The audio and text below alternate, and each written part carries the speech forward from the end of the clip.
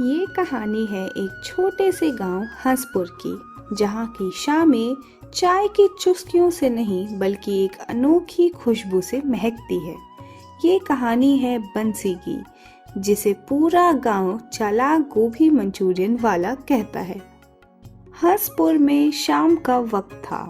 बरगद के पेड़ के नीचे गांव के बड़े बुजुर्ग ताश खेल रहे थे और औरतें घर के बाहर बैठकर गप्पे मार रही थी। तभी वहां से बंसी गुजरा, जिसके हाथ में गोभी के दो बड़े बड़े फूल थे। बंसी दिखने में सीधा साधा था, लेकिन उसका दिमाग घोड़े से भी ज्यादा तेज था। गांव में लोग सादा खाना खाते थे। किसी को मंचूरियन का मतलब नहीं पता था। बंसी को पता था कि अगर उसे अपना ठेला चलाना है तो पहले लोगों की जुबान बदलनी होगी। आज अगर ये गोभी के फूल सोना ना बन गए तो मेरा नाम भी बंसी नहीं, बस एक बार काका की जुबान पर इसका स्वाद चढ़ जाए। बंसी जानबूझकर गांव के सबसे बड़े चटकारे लेने वाले शख्स दुखिया चाचा के पास से होकर निकला। अरे ओ बंसी, ये गोभी के फूल लेके कहाँ जा रहा है? आज घर में आलू गोभी की सब्जी बनेगी क्या? अरे नहीं चाचा, ये सब्जी वाली गोभी नहीं है, ये तो विदेशी जड़ी बूटी वाला फल है। शहर से लेकर आया हूँ। इसे खाने से बुढ़ापे में भी जवानी जैसी फुर्ती आ जाती है। बंसी ने जाल फेंक दिया था, अब बस मछली के फंसने का इंतजार था। अगले दिन बंसी ने गांव के मोड़ पर एक छोटा सा ठेला लगाया। उसने उसे चमचमाती लाइटों से नहीं बल्कि ताजे पत्तों और मिट्टी के दियों से सजाया, ताकि गांव वालों को अपनापन लगे।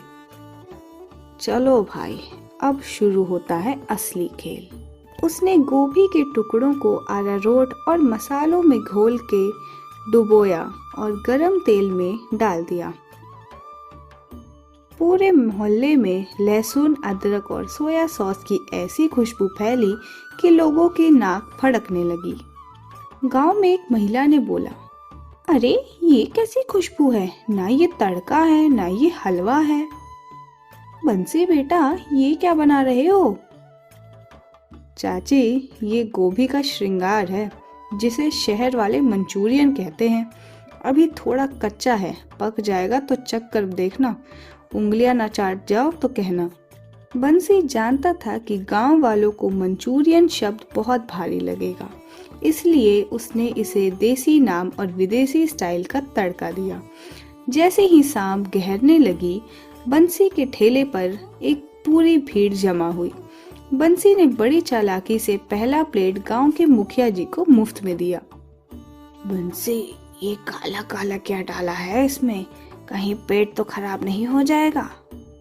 मुखिया जी, इसमें काली मिर्च और जड़ी बूटियों का सॉस डाला हुआ है। एक बार खाकर देखिए, शहर के बड़े बड़े साहब इसके लिए लाइन लगाते हैं। मुखिया जी ने जैसे ही एक पीस मुंह में रखा, उनकी आंखें फैल गई। कुरकुरी गोभी के अंदर नरम एहसास और खट्टा मीठा तीखा स्वाद। वाह बंसी, ये तो कमाल है। अरे ओ दुखिया, जल्दी आ, वरना सब खत्म हो जाएगा। बस फिर क्या था, मुखिया जी का सर्टिफिकेट मिलते ही पूरा गांव ठेले पर टूट पड़ा। बंसी की चालाकी देखिए, उसने दाम कम रखे लेकिन हर प्लेट के साथ एक खास चटनी देने का वादा किया, जो सिर्फ उसे ही पता था। रात के 9 बज चुके थे। बंसी का सारा सामान खत्म हो चुका था। वो अपनी कमाई गिन रहा था कि तभी उसका दोस्त लालू वहां आ गया। बंसी भाई, मान गए, तूने तो पूरा गांव को पागल कर रखा है, पर सच बता, तूने इसमें क्या डाला था जो लोग इतने दीवाने हो गए? देख भाई लालू, बात सिर्फ स्वाद की नहीं है। मैंने गोभी को फ्राई करने से पहले उसे नमक के पानी में भिगोया था और उसमें थोड़ा सा गुड़ डाला था, ताकि खटास और मिठास का बैलेंस हो सके। और सबसे बड़ी चालाकी मैंने क्या की पता है तुझे? मैंने सबको बताया कि ये शहर का हेल्थ फूड है। बंसी की चालाकी ये नहीं थी कि उसने झूठ बोला, बल्कि ये थी कि उसने गांव वालों की पसंद को पहचान कर एक नई चीज को उनके रंग में रंग दिया। उसने गोभी को सिर्फ सब्जी नहीं, एक अनुभव बना दिया। बंसी की शोहरत अब पास के शहर रामपुर तक पहुंचने लगी थी। गांव के लोग जब भी शहर जाते, बंसी की मंचूरियन की तारीफें करते। एक दिन बंसी ने अपनी पुरानी साइकिल पर अपना सामान बांधा और शहर की ओर रुख किया। बंसी जानता था कि शहर में पहले से ही बड़े बड़े रेस्टोरेंट हैं, वहाँ उसकी दाल गलना मुश्किल है। लेकिन बंसी तो ठहरा बंसी, उसके पास चालाकी का वो हथियार था जो बड़े बड़े शेफ के पास नहीं था। बंसी ने शहर के सबसे पॉश इलाके के पास एक नाले के किनारे, बल्कि एक मशहूर जिम और कॉलेज के बीच खाली पड़े नुक्कड़ पर अपना नया ठेला लगाया। उसने बोर्ड पर लिखा, गांव की शुद्ध गोभी मिट्टी की सौंधी खुशबू वाला मंचूरियन। शहर के लोग डाइट को लेकर बड़े सतर्क रहते। बंसी ने देखा कि लोग तली भुनी चीजों से बहुत बच रहे हैं। उसने तुरंत अपनी रणनीति बदली। भैया, ये मंचूरियन ऑयली तो नहीं है? बहुत कैलोरीज होगी इसमें। अरे दीदी, आप शहर वालों को तो बस तेल ही दिखता है। ये गोभी सीधे मेरे खेत की है। मैंने इसे तलने के बाद पहाड़ी सोख्ता पत्थर पर सुखाया हुआ है, और इसमें जो सॉस है वो मैंने आंवले और गुड़ से घर पर बनाई है। सॉस तो वही बाजार वाली थी, बस बंसी ने उसमें थोड़ा सा भुना हुआ जीरा और पुदीना मिला दिया था ताकि स्वाद देसी लगे। शहर वाले ऑर्गेनिक शब्द के दीवाने थे और बंसी उन्हें वही बेच रहा था। बंसी का ठेला इतना चलने लगा कि सड़क के दूसरी तरफ स्थित एक आलीशान चाइनीज रेस्टोरेंट ड्रैगन डिलाइट के मालिक खन्ना जी को चिंता होने लगी। उनका 500 रुपए का मंचूरियन कोई नहीं खा रहा था, जबकि बंसी के 50 रुपए वाले दोने के लिए लाइन लगी रहती। एक दिन खन्ना जी गुस्से में बंसी के ठेले पर आए। ओए छोकरे, तू ये कचरा बेच रहा है? तेरे पास लाइसेंस है?